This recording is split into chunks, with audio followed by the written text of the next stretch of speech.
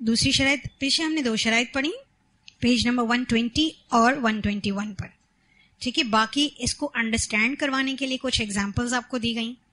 پھر اس کے بعد ابھی کنٹینیو دیگر شرائط, اسی لیے نمبر 3 آ رہا ہے. کنیکٹ کریں گے آپ پچھلی جو شرائط ہیں اس کے ساتھ اس کو. دیگر شرائط, مجتہد کو عربی زبان کا اتنا علم ہو کہ وہ عبارات, الفاظ اور کلام میں وارد مختلف اسالیب کو سمجھ سکتا ہو. اسالیب اسلوب کی جمع ہے, انداز یا اسٹائل. تو ایک مجتہد عربی زبان کا اتنا ماہر ہو کہ اس کو زبان کے ایکسنٹ سے پتہ چلے کہ کہاں اتار چڑھا ہوا ہے. مثلا ایک اردو میں جملہ ہے, اٹھو مت بیٹھو. اس کا کیا مطلب ہے؟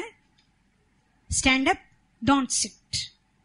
اس کو اگر کوئی یہ پڑھے اٹھو مت بیٹھو تو کیا مطلب ہوگا اس کا؟ بالکل اپوزٹ ہو جائے گا. کیوں؟ اس کی وجہ یہ ہے کہ اس میں جو پیچ و خم ہے نا اس کو فالو نہیں کیا گیا. جو زبان کا انداز ہے نا, اسٹائل ہے نا, اس کو فالو نہیں کیا گیا. تو یہ زبان کا اسٹائل اور انداز کون فالو کرے گا؟ جس کو لغت کا علم ہوگا, جس کو زبان کا علم ہوگا. تو ایک مجتہد کے لیے قرآن پاک اور احادیث کی جو عبارات ہیں, الفاظ ہیں, کلام ہیں, اس کی جو مختلف اسلوب ہیں اس کو وہ جانتا ہو. ایسے کتاب و سنت کی نصوص جیسے آیات احکام اور ناسخ و منسوخ کا اتنا علم ضرور ہو کہ ان سے احکام اخذ کر سکتا ہو. یعنی اگر کوئی مسئلہ درپیش آ جائے تو وہ اس سے متعلق قرآن میں جتنی آیات اور جتنی سنت میں احادیث موجود ہیں ان سب کو اپنے ذہن میں تازہ کر سکتا ہو. اگر اسے قرآن و سنت کا اتنا علم نہ ہو تو وہ مجتہد نہیں ہو سکتا اور نہ اسے اجتہاد کرنا چاہیے, اسے معذرت کر لینی چاہیے, اس سے بہتر ہے. صحیح اور ضعیف احادیث کی پہچان کا اسے علم ہو, اور یہ علم کیسے ہوگا؟ جو محدثین کرام نے اصول بنائے ہیں وہ اسے پتہ ہو. اسناد کی معرفت بھی ہو اور علم الرجال کا بھی اسے پتہ ہو. یہ دونوں چیزیں آپ کو پتہ ہے نا, کیونکہ آپ علوم الحدیث پڑھ چکے ہیں. اجماع اور مواقع اجماع کا علم ہو, اجماع کا بھی علم ہو, اور اجماع کب واقع ہوا ہے اس کا بھی علم ہو. مبادہ یعنی ایسا نہ ہو کہ وہ کسی ایسے مسئلے میں فتویٰ دے بیٹھے جس پر اجماع موجود ہو. یہ وہی والی بات ہے, وہ سوال ہے جو پیچھے تحریر تھی نا, جس کی میں آپ نے سٹارٹ میں سوال کیا تھا کہ جب اجماع ہو چکا ہے تو پھر وہ مسئلہ اجتہاد کے زیر بحث آئے گا ہی نہیں. اسے صحابہ کرام, تابعین اور بعد کے فقہا کے مابین مسائل میں اختلاف, اس کے اسباب اور دلائل کا علم ہو. اسے اصول فقہ اور اس کے مابین اختلاف کا بھی علم ہو. یعنی فقہ کو ڈیڈیوس کرنے کے ہر مسالک کے کچھ اصول ہیں, اس کو ہم انشاءاللہ آگے پڑھیں گے, وہ بھی اسے پتہ ہو, اور ان کے درمیان جو اختلاف پایا جاتا ہے وہ بھی اسے پتہ ہو. یعنی مسالک کی جو فقہ ہے اور فقہ کیسے اخذ کرتا ہے ہر مسلک, وہ بھی اسے پتہ ہو ایک مجتہد کو.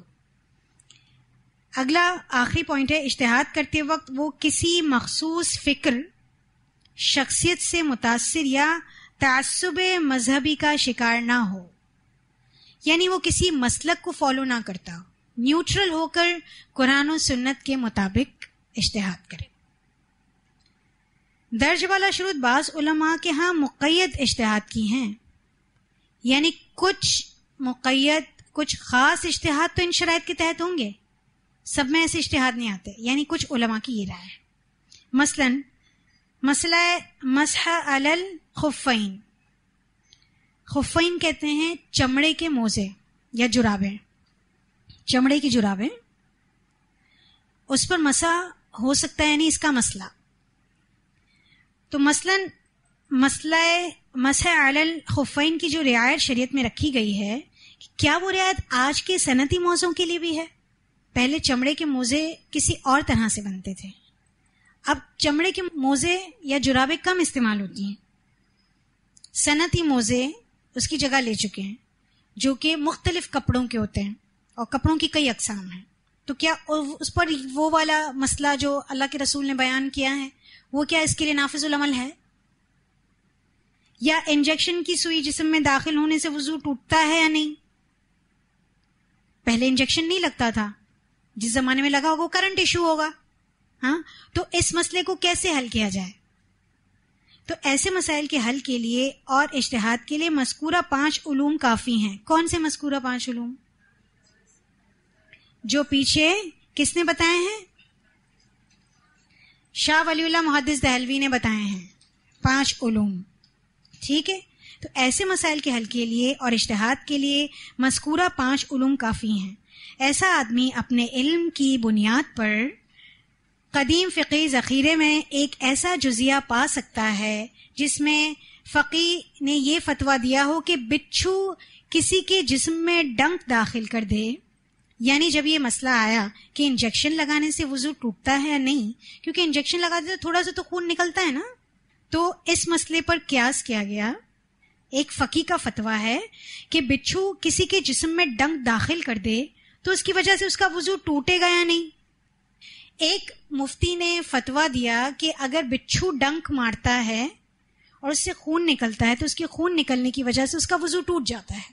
تو بچھو کا ڈنک اور انجیکشن کی سوئی دونوں ہم مثل ہیں. کیوں؟ دونوں میں علت کیا پائی جا رہی ہے؟ اتنا ہی خون نکل رہا ہے، اسی طرح تکلیف ہوتی ہے اور اسی طرح خون نکلتا ہے. تو لہٰذا اس سے وضو ٹوٹ جاتا ہے تو اس سے بھی وضو ٹوٹ جائے گا. یہ کیا مقید اجتہاد ہے. اللہ کے رسول صلی اللہ علیہ وسلم نے نواقض وضو بتا دیے ہیں. صحابہ کرام نے جنگیں لڑیں، اس دوران نمازیں پڑھیں اور جنگ میں وہ زخمی بھی ہوئے. سیدنا عمر فاروق جب ان کو شہید کیا جا رہا تھا تو کس حالت میں تھے؟ تو انہوں نے نماز توڑ دی؟ نہیں، انہوں نے نماز مکمل کی. ان کے جسم سے خون بہہ رہا تھا. اسی طرح ایک امام تھے، ان کو قید کر دیا گیا تھا. جب وہ قید سے واپس آئے تو وہ اپنے گھر جانے کے بجائے مسجد جا رہے ہیں. لوگ ان پہ اعتراض کر رہے ہیں آپ خون آلود ہیں، دشمنوں نے آپ کو ابھی چھوڑا ہے اور آپ مسجد جا رہے ہیں.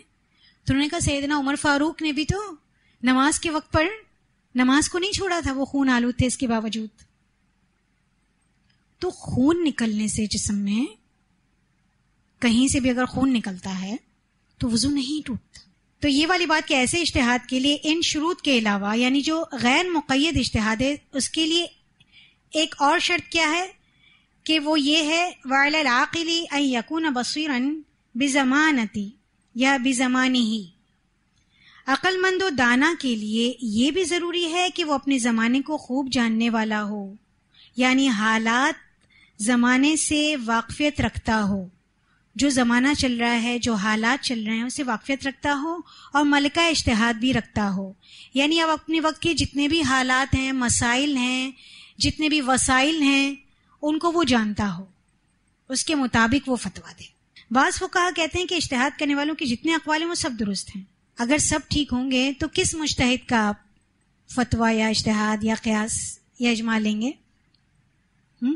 تو اختلاف ہو تو حق تو ایک ہی کے ساتھ ہوگا، کیونکہ حق کیا ہے؟ ایک ہے.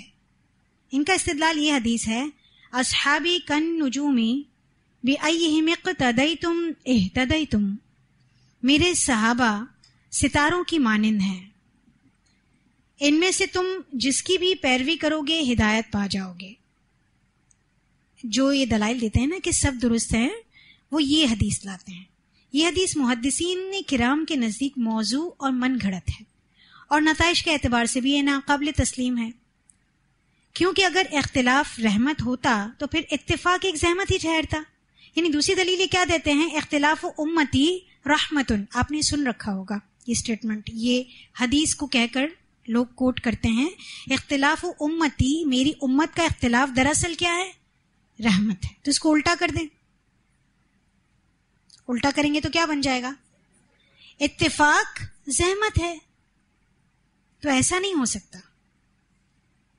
اس بارے میں صحیح مسلک امام ابو حنیفہ، امام مالک، امام شافعی اور دیگر جمہور فقہا کا رحمہ اللہ کا یہی ہے، اور وہ یہ کہ مختلف اقوال میں سے حق صرف ایک قول ہے. یہ جتنے بھی ائمہ کرام ہیں نا، ان سب نے بھی یہی بات کہی ہے کہ حق صرف ایک ہی بات ہے. اتنے سارے لوگوں کے اگر اقوال آپ کے سامنے آ جائیں تو حق ایک ہی ہے، اور اس کا پرنسپل کیا ہے؟ فردوہ الی اللہ والرسول. کیونکہ یہ نہیں ہو سکتا کہ ایک چیز کسی شخص کے لیے بیک وقت حلال بھی ہو اور حرام بھی۔ صحابہ کرام اختلافی مسائل میں ایک دوسرے کی غلطی کو واضح کیا کرتے تھے اور ایک دوسرے پر اعتراض بھی کیا کرتے تھے، یعنی صحابہ کرام میں بھی اگر کوئی اختلافی مسئلہ ہوتا تھا، کسی کی کوئی رائے کسی کی کوئی رائے، تو وہ آپس میں ڈسکس کرتے تھے اور صحیح رائے کو پھر وہ ایٹ دی اینڈ تسلیم کر لیتے تھے۔ اگر ہر مجتہد کا اجتہاد صحیح اور برحق ہوتا تو کوئی وجہ نہ تھی کہ وہ ایک دوسرے کو غلط ٹھہراتے۔ اگر سب کی بات ٹھیک ہوتی تو کوئی کسی کو غلط کہتا ہی نہیں اور آپس میں اعتراضات کرتے، یعنی آپس میں کوئی اعتراضات بھی نہ کرتا۔ مسلک اعتدال والی بات یہی ہے، نہ کہ سب کو حق پرست کہہ کر سیاسی بات کہنا یا عوامی بات کہنا۔ یہ ایک پولیٹیکل یا پھر آپ سمجھ لیں کہ ایک سیاسی بیان ہے کہ سب ٹھیک ہیں۔ اس سے کیا ہوتا ہے؟ آپ کو ووٹ زیادہ ملتے ہیں، سب ٹھیک ہے، پھر کیا کہیں گے لوگ؟ آپ کے مسلک میں آ جائیں گے۔ تو ہمارے پاس مسلک ہی ہونا وزن نہیں ہے۔ کیا ہے وزن؟ اللہ نے جو فرمایا اور اللہ کے رسول صلی اللہ علیہ وسلم نے جو فرمایا، ہمارے لیے وہ سب سے بلند ہے۔ اچھا جی، اگلے صفحے پر آئیں گے آپ۔ اس لیے بقول بعض کے اجتہاد کا دروازہ بند ہو چکا ہے، یہ کہنا غیر تحقیقی بات ہے۔ علماء نے اسے مستقل ایک عمل سمجھا ہے اور امت میں روز اول سے یہی جاری اور ساری رہا ہے۔ مولانا بحر العلوم عبدالعلی حنفی نے ایسے لوگوں کے بارے میں لکھا ہے جو کہتے ہیں کہ اجتہاد مطلق ائمہ اربعہ تک ہی تھا، اب وہ ختم ہو گیا ہے۔ یہ سب محض بے عقلی کی باتیں ہیں جس پر کوئی دلیل نہیں وہ دے سکے اب تک۔ کس بات پر دلیل نہیں دے سکے؟ کہ اجتہاد کا دروازہ بند ہو چکا ہے۔ ہمارے ایک معاصر دانشور لکھتے ہیں، یعنی ہم زمانہ ہی ایک دانشور لکھتے ہیں، عجیب بات یہ ہے کہ دور عباسی کے جن علماء کے نام پر کچھ لوگ اجتہاد کا دروازہ بند ہونے کا دعویٰ کرتے ہیں کہ بس اجتہاد ان تک رک گیا، تو ان ہستیوں نے کبھی بھی خود سے صراحتاً یعنی وضاحتاً اور کنایتاً یعنی اشارتاً کبھی بھی ایسی بات نہیں کہی کہ اجتہاد کا دروازہ بند ہے۔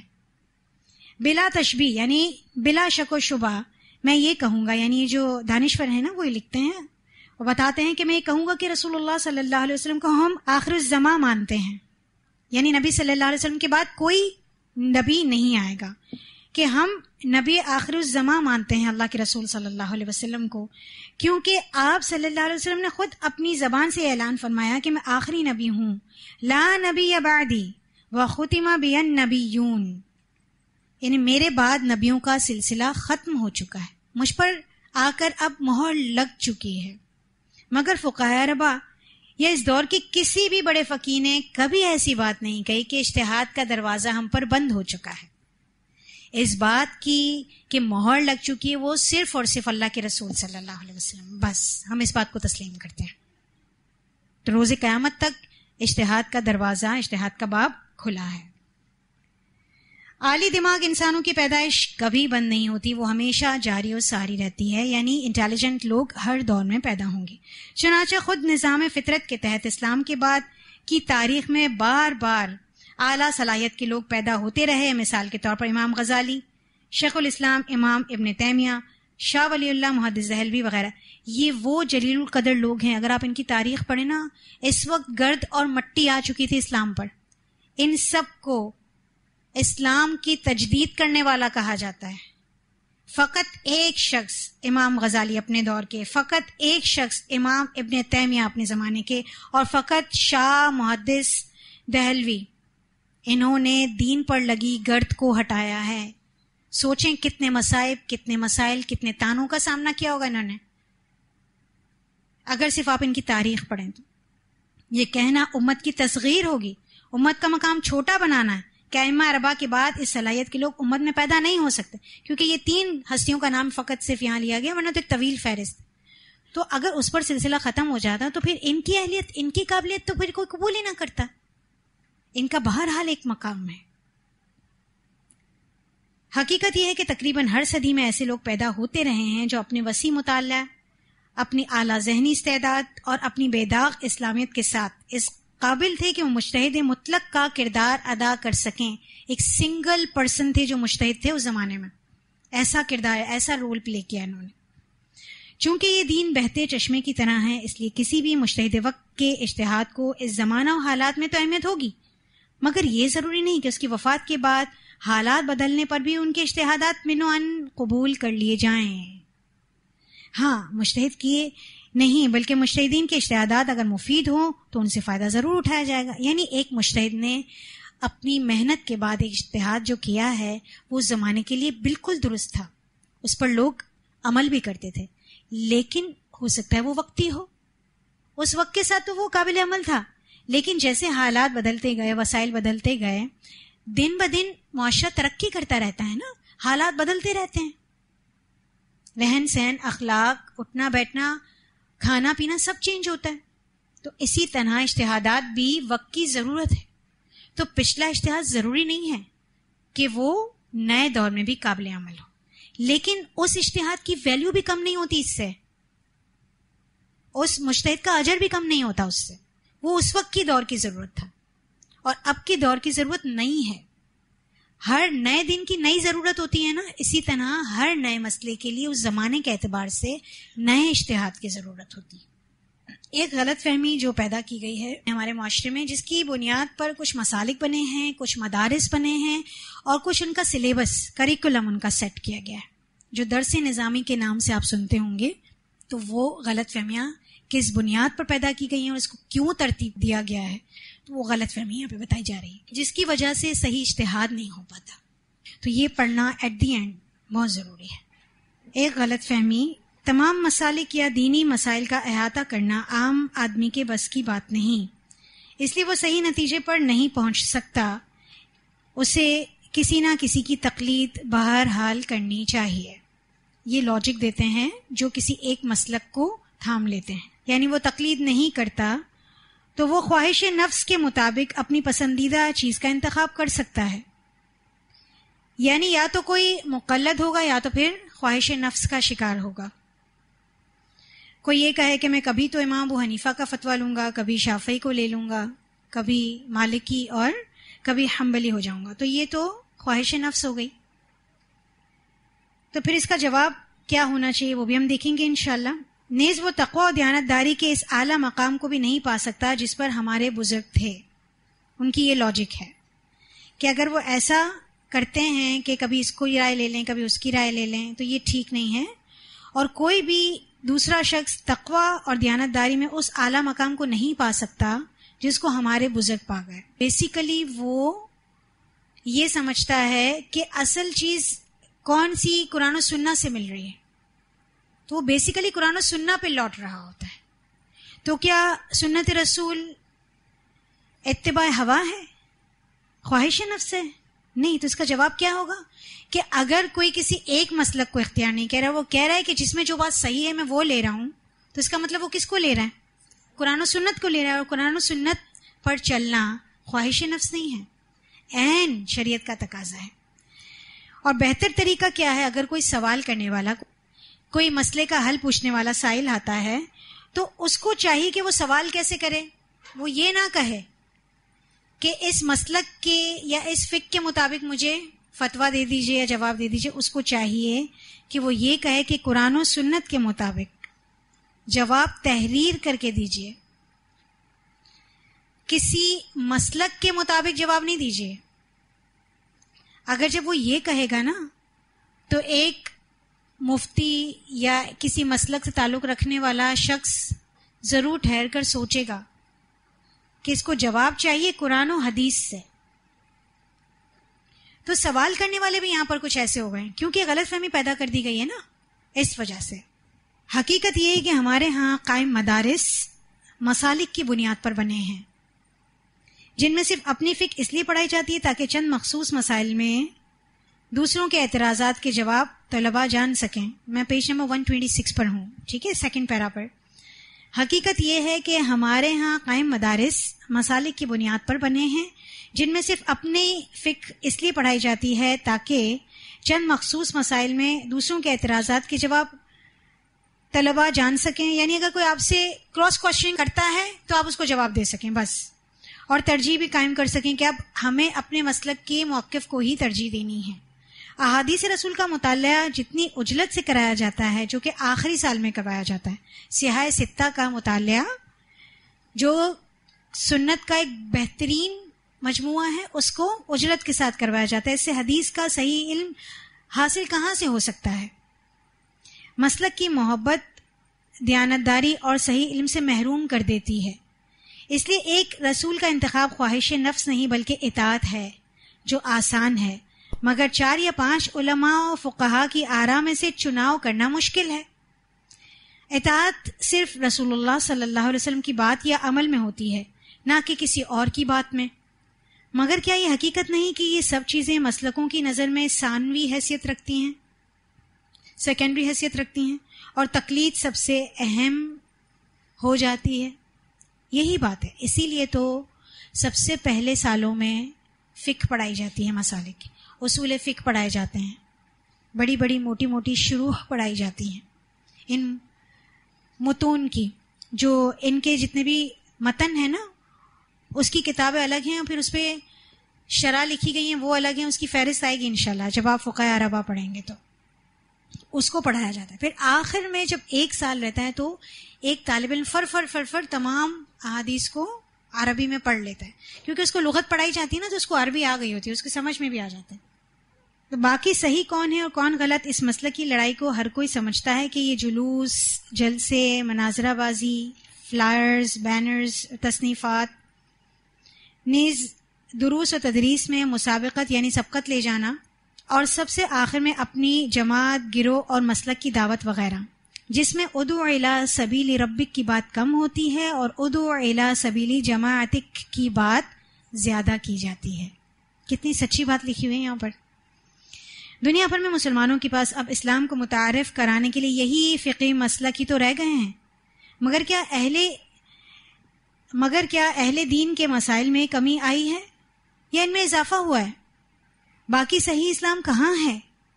ان کے اپنے بھی متلاشی ہیں اور غیر بھی متلاشی ہیں. ایک عام مسلمان کو اگر صحیح دین سمجھنے میں اتنی کنفیوژن ہے تو غیر مسلم کے لیے تو اسے قبول کرنا کون سا آسان ہوگا؟ ایک مسلک، ایک فقہ، ایک دین کی سمجھ رکھنے والا شخص دوسرے کو دشمن سمجھتا ہے، کہتا ہے وہ غلط ہے. آپ یقین مانیے جزوی مسائل میں صرف اختلاف ہے. جزوی مسائل میں کوئی یہ نہیں کہتا نماز 6 وقت ہے، کوئی یہ نہیں کہتا کہ رمضان کے علاوہ روزے فرض ہیں، کوئی یہ نہیں کہتا کہ حج کا دن کوئی اور ہے. کہتے ہیں اسی طرح طواف کا طریقہ ہے، نماز کی رکعتوں میں کوئی اختلاف نہیں. کچھ جزوی مسائل ہیں جس میں اختلاف ہے. طلاق دینے سے ہو جاتی ہے، اس میں کس کا اختلاف ہے؟ کسی کا بھی نہیں ہے. لیکن اس کو اختلافات اور جنگ کی صورت بنا دیا گیا ہے کہ ایک مسلک والا دوسرے کی مسجد میں جانے کو تیار نہیں، اور اتنا پروموٹ کیا جاتا ہے کہ جو 8 سال تک پڑھایا جاتا ہے نا ایک طالب علم کو، صرف اس کا ایکسپرٹ بنایا جاتا ہے کہ اپنے مسلک کے مطابق فتویٰ دے سکے اور دوسرے کے اختلاف کو غلط ثابت کر سکے. بس اس سے زیادہ نہیں. بہرحال اللہ تعالیٰ ہمیں درست دین پر رکھے. دعا کرنے کی بہت ضرورت ہے کہ اہدنا الصراط المستقیم. اچھا جی، خیر القرون کا علم اور فقہ آزادی. صدیق اکبر کا علم اور اجتہاد. سید الانبیاء صلی اللہ علیہ وسلم نے جو علم چھوڑا اس کے بارے میں اگر کوئی یہ دعویٰ کرتا ہے کہ سارا علم میرے پاس ہے اور استنباط مسائل یا اجتہاد میرے لیے ممکن ہے، تو اس کے سب سے زیادہ مستحق صحابہ کرام تھے. پھر کیوں کوئی امام ہو، سب سے زیادہ مستحق تو صحابہ کرام کو ہونا چاہیے، اور یہ دعویٰ بھی ان کو ہی کرنا چاہیے تھا. آپ کے ساتھ سفر و حضر میں رہے تمام صحابہ کرام، آپ کے ارشادات کو جنہوں نے غور سے سنا، آپ کے اعمال کو انہوں نے بغور دیکھا، مگر ان میں سے ایک نے بھی یہ دعویٰ نہیں کیا اور نہ ہی کسی کے بارے میں کسی نے یہ مبالغہ آرائی کی کہ فلاں صحابی سب سے زیادہ علم رکھنے والے ہیں یا سارا علم رکھنے والے ہیں. ان صحابہ کرام میں بھی اگر علمی اعتبار سے تفریق کی جائے تو جناب ابو بکر صدیق اکبر رضی اللہ عنہ سب سے زیادہ مستحق تھے جو دعویٰ کرتے کہ رسول اللہ صلی اللہ علیہ وسلم کا سارا علم میرے پاس ہے، یا صحابہ کرام ہی دعویٰ کرتے کہ سیدنا ابو بکر رضی اللہ عنہ ہی آپ کا سارا علم جمع کیے ہوئے ہیں. مگر نہ خلیفۃ الرسول ابو بکر رضی اللہ عنہ نے کبھی یہ دعویٰ کیا اور نہ صحابہ کرام میں سے کسی نے یہ مبالغہ آرائی کی کہ ابو بکر کے پاس سب سے زیادہ علم ہے. نصوص کے بارے میں ان کی احتیاط پر امام ذہبی رحمہ اللہ لکھتے ہیں کان ابو بکر رضی اللہ عنہ اول من احتاط فی قبول الاخبار، سیدنا ابو بکر رضی اللہ عنہ پہلے خلیفہ ہیں جو اخبار کو قبول کرنے میں بڑے محتاط رہے. یعنی نبی صلی اللہ علیہ وسلم کی کسی بھی خبر کو، حدیث کو قبول کرنے میں سب سے زیادہ احتیاط جو قبول کرنے میں سر فہرست نام ہے نا، وہ ابو بکر کا ہے. کیوں؟ کیونکہ خلیفۃ الرسول تھے. یہ لقب کسی کو نہیں ملا. خلیفۃ المسلمین تو تمام خلفاء تھے نا، لیکن خلیفۃ الرسول یہ تھے کیونکہ اللہ کے رسول کے بعد خلیفہ یہ سب سے پہلے بنے تھے. امام ابن شہاب الزہری رحمہ اللہ فرماتے ہیں خلافت صدیقی میں ایک دادی نے خلیفۃ الرسول سے میراث کا حصہ مانگا تو فرمایا اللہ کی کتاب میں تو میں تمہارا کوئی حصہ مذکور نہیں پاتا، میرے علم کی حد تک تو سنت رسول میں بھی اس کا کوئی حصہ تذکرہ نہیں. ہاں میں لوگوں سے اس معاملے میں مزید دریافت کروں گا. یعنی ابھی اب کوئی رائے نہیں دے رہے ہیں، کہہ رہے ہیں کہ اگر ایسی کوئی بات ہے تو میں معلوم کر کے آپ کو بتاتا ہوں. چنانچہ سیدنا ابو بکر نے جب جناب مغیرہ بن شعبہ اور جناب محمد بن مسلمہ ہے، ٹھیک ہے، مسلمہ یہاں پر نام اس کو تبدیل کر لیجئے، جناب محمد بن مسلمہ سے یہ مسئلہ دریافت کیا رضی اللہ عنہما، تو انہوں نے شہادت دی، یعنی دونوں صحابہ نے شہادت دی، گواہی دی کہ جناب رسالت مآب صلی اللہ علیہ وسلم نے دادی کو 1/4 حصہ میراث دلوائی تھی. یوں سیدنا ابو بکر نے دادی کو حصہ دیا اور اپنی رائے سے رجوع کر لیا. انہوں نے کیا کہا تھا، میں تو کوئی ایسا ٹیکسٹ قرآن کا نہیں پاتا اور حدیث بھی نہیں سنی. مرتدین کے بارے میں سیدنا ابو بکر کا موقف اجتہادی تھا، یہ ہم پڑھ چکے ہیں. سیدنا عمر اور دیگر صحابہ انہیں کہتے رہے کہ ان کے خلاف تلوار اٹھانا مناسب نہیں کیونکہ وہ کلمہ گو ہیں. اس موقع پر سیدنا ابو بکر رضی اللہ عنہ نے ارشاد فرمایا واللہ لو منعونی عقالا كانوا يؤدونه الى رسول اللہ صلی اللہ علیہ وسلم لقاتلتهم علیہ. اللہ کی قسم یہ لوگ اگر رسول اللہ صلی اللہ علیہ وسلم کو اونٹ کی عقال دیتے تھے، یعنی رسول اللہ صلی اللہ علیہ وسلم کے زمانے میں زکوٰۃ کے طور پر اگر اونٹ کی عقال بھی دیتے تھے، عقال کہتے ہیں جو اونٹ کے ناک میں رسی باندھی جاتی ہے نا، اس کی جس کے ذریعے اسے ہانکا جاتا ہے، نکیل، تو اسے کہا جاتا ہے. اگر وہ اتنی ادنا سی بھی چیز دیتے تھے اور وہ انکار کریں گے اور مجھے دینے سے انکار کر رہے ہیں تو میں ان کے خلاف ضرور لڑوں گا. اسی طرح یہ قول بھی ہے واللہ لا افرق بین ما جمعہ اللہ من الصلاة والزکاة، واللہ میں ان چیزوں میں تفریق نہیں کروں گا جنہیں اللہ نے جمع کیا ہے، یعنی نماز اور زکوٰۃ کا ذکر اللہ تعالیٰ نے ایک ساتھ کیا ہے، میں ان میں تفریق نہیں کر سکتا. یہ قول ان کے اجتہادی موقف اور منصب کو واضح کرتا ہے کیونکہ انہوں نے دلیل نص سے دی تھی، یعنی ٹیکسٹ سے دی تھی، اس لیے سبھی صحابہ نے مان لیا. تاہم سیدنا ابو بکر رضی اللہ عنہ جو سفر و حضر بلکہ بچپن سے لے کر جوانی اور جوانی سے لے کر بڑھاپے تک تقریباً تمام اوقات آپ صلی اللہ علیہ وسلم کے رفیق خاص رہے، حتیٰ کہ رات کے وقت بھی آپ کی خدمت میں حاضر ہو کر اور راتوں کو بیدار رہ کر بھی مسلمانوں کے حالات پر غور و فکر کرتے رہے. آپ صلی اللہ علیہ وسلم ان کے بارے میں اکثر یوں فرماتے، یعنی ان کا ساتھ اتنا زیادہ تھا کہ آپ یوں فرماتے تھے اکثر، میں ابو بکر اور عمر آئے، میں ابو بکر اور عمر داخل ہوئے، میں ابو بکر اور عمر باہر نکلے، یعنی ساتھ ہوتے تھے. اتنا آپ صلی اللہ علیہ وسلم نے ان دونوں صاحبین کے بارے میں فرمایا. شب اسراء میں آپ صلی اللہ علیہ وسلم نے جبرائیل امین سے کہا مکی لوگ میری تصدیق نہیں کر رہے. جبرائیل امین نے عرض کی تو کیا ہوا، ابو بکر آپ صلی اللہ علیہ وسلم کی تصدیق نہیں کر رہے، وہی تو صدیق ہیں، انہوں نے تو تصدیق کر لی ہے. مگر اس اعزاز اور دائمی رفاقت کے باوجود حضور صلی اللہ علیہ وسلم کی فرمائی ہوئی بات سنن رسول صلی اللہ علیہ وسلم سے نا واقف تھے. کسی موقع پر ان کو کوئی حدیث نہیں مل سکی ہوگی،